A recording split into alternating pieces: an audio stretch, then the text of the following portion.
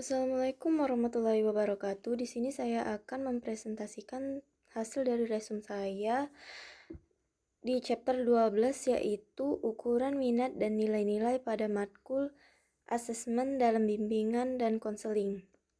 Yang pertama, Kuder Career Search with Person Match. Kuder Career Search yaitu kontribusi G. Frederick Kuder adalah tokoh besar dalam bidang pengukuran minat dan karir. Dia juga mengembangkan 3 inventaris minat, yaitu Kuder Preferensi Record Vocational, digunakan luas dalam konseling untuk mengukur minat dalam bidang seni, sains, dan lainnya. Yang kedua, Kuder Occupational Interest Survey, versi modern dengan item relevan dan format menarik. Yang ketiga, Kuder Career Search with Person Match, inovatif membandingkan minat individu dengan minat orang-orang nyata dalam berbagai pekerjaan. Dari ketiga KCS dianggap lebih relevan dan reliable untuk konseling modern dan sering digunakan. Struktur Kuder Career Search. KCS berisi 48 diadaptasi dari Kuder Occupational Interference Survey dan 12 yang baru.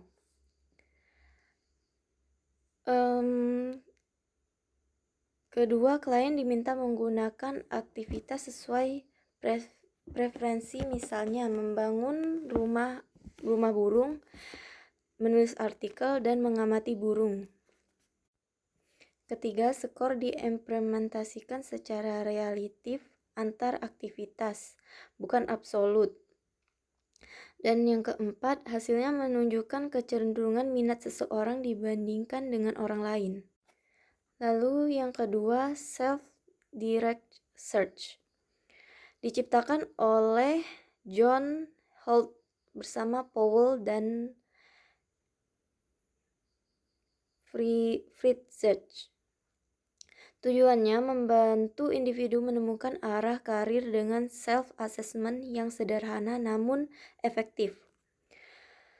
Struktur bersedia dalam berbagai bentuk untuk siswa, orang dewasa, dan individu dengan keterbatasan.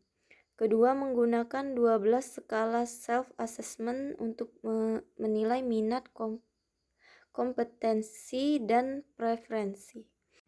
Dan yang ketiga, hasil dikonversi menjadi kode Holt, realistis, investigatif, artistik, sosial, enterprising, dan konvensional.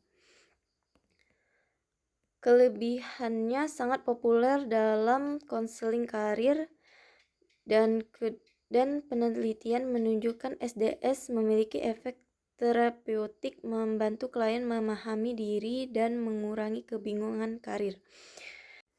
Dan yang ketiga ini ada Career Decision Making System Revised, dikembangkan pada tahun 2012. Tujuannya membantu siswa dan orang dewasa untuk menentukan karir berdasarkan minat, nilai, dan kemampuannya.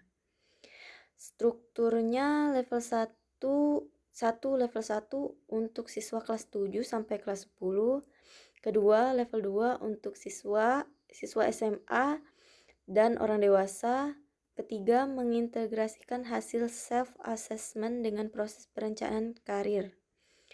Kelebihannya, 1. Menekankan proses pengembangan keputusan yang sistematis.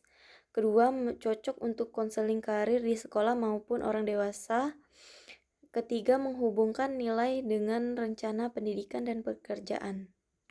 Dan yang terakhir ini ada Jackson Vocational Integritas Survey.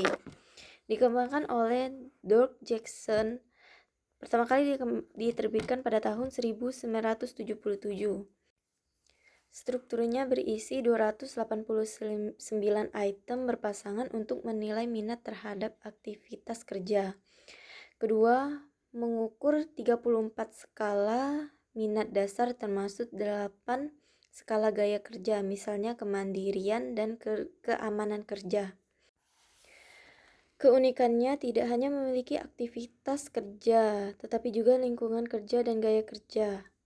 Kedua, skor dilaporkan sebagai korealitas antar profil individu dan gaya rata-rata kelompok akademik atau pekerjaan.